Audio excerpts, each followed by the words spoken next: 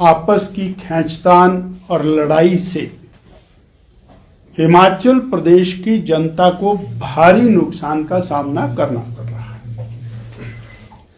अब तो नौबत ऐसी आ गई है कि कांग्रेस के मंचों के ऊपर बड़े बड़े नेताओं के अंदर खुलेआम तू मैं की स्थिति आई। हर्षवर्धन चौहान जी और कांग्रेस के चौधरी साहब, उनके अंदर आरोप प्रत्यारोप का क्रम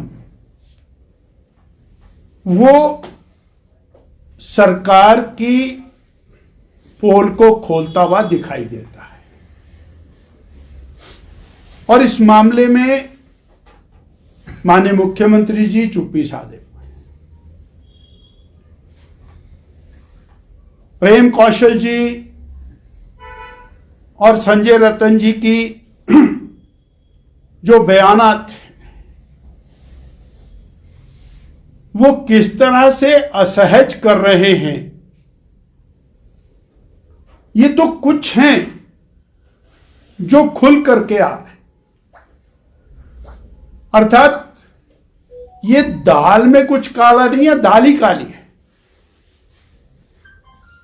और ठीक है, कांग्रेस में कुछ आपस में खटापटी हो, उसकी कोई चिंता नहीं, पर सरकार, प्रदेश की जनता इसके कारण त्रस्त है और कोई उसका संज्ञान लेने वाला नहीं। ना संगठन ही बचा है जो इसका संज्ञान लेगा।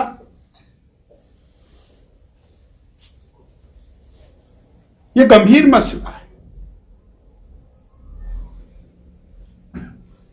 सभी कांग्रेस के नेता अपनी छवि बनाने में लगे हैं। केवल छवि सुधार का कार्यक्रम चलाए, कोई ना कोई कंसल्टेंट नियुक्त किए गए होंगे जो छवि सुधार। अब माननीय मुख्यमंत्री जी हर 2-3 महीने बाद कोई एक शोषा छोड़ते हैं, शोषा, और उसको छोड़ करके वो हीरो बनने की कोशिश करते हैं। अब बताइए, बोले बिजली की सब्सिडी छोड़ दो, मैंने छोड़ दी। 100 रुपए की सब्सिडी छोड़ करके आप प्रदेश की जनता का कौन सा हित कर रहे हैं? जब सरकार बनानी थी, वोट लेने थे, तब आप 22 लाख उपभोक्ताओं को 300 यूनिट बिजली फ्री दे रहे थे और आप कह रहे थे कि अथाह पैसा है, हम सारे काम पहली कैबिनेट में कर देंगे। अब 2 साल के बाद सरकार के मंत्री ज्ञान बांट रहे हैं कि साहब सरकार के पास पैसा नहीं है, सब्सिडी कहां से दें, सरकार के पास पैसा नहीं है बिजली की और 300 यूनिट फ्री कहां से दें। ये 2 साल के बाद सबको ज्ञान आ गया।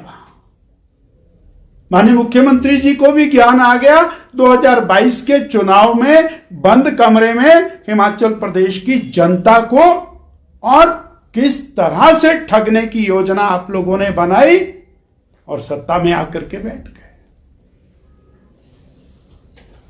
अगर जे और यही आपको शोषा छोड़ना है, आज एक मंत्री छोड़ रहा है 100 रुपए, कल दूसरा मंत्री 100 रुपए छोड़ रहा है। मीडिया को भी लाइन पर लगा करके रखा है, मीडिया भी पूछ रहा है कब छोड़ रहे हैं। प्रदेश की जनता जानना चाहती है कि वो 300 यूनिट बिजली कहां गए।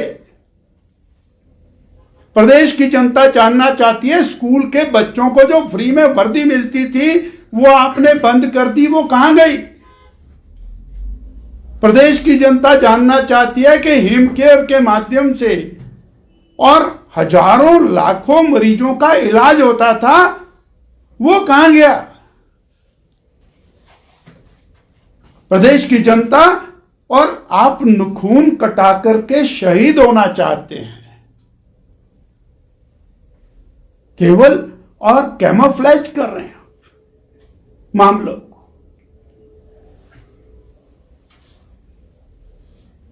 एक फैशन हो गया कांग्रेस में बीजेपी को गाली दो, बीजेपी ने ये नहीं किया, बीजेपी ने वो नहीं किया।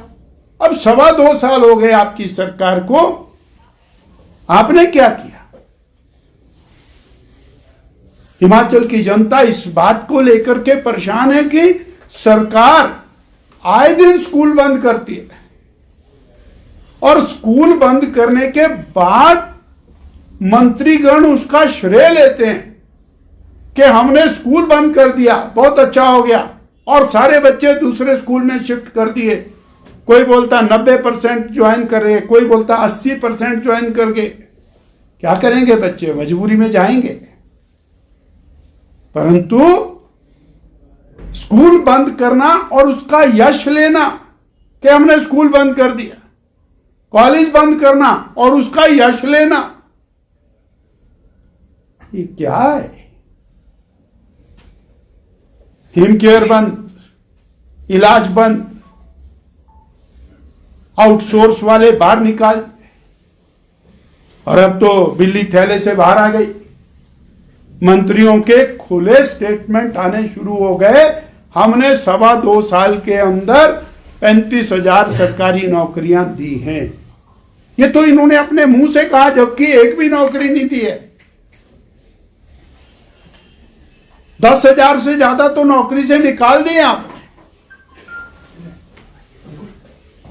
आउटसोर्स बड़ा जोर जोर से, मेरे पास वो वीडियो है, आप कहेंगे तो मैं आपको सप्लाई करूंगा, जिसमें कहा था ये क्या होता है आउटसोर्स, हम सबको पक्की नौकरी देंगे। अब वो पक्की नौकरी नहीं, कच्ची नौकरी नहीं, आउटसोर्स नहीं, आपने निकालने का काम कर दिया।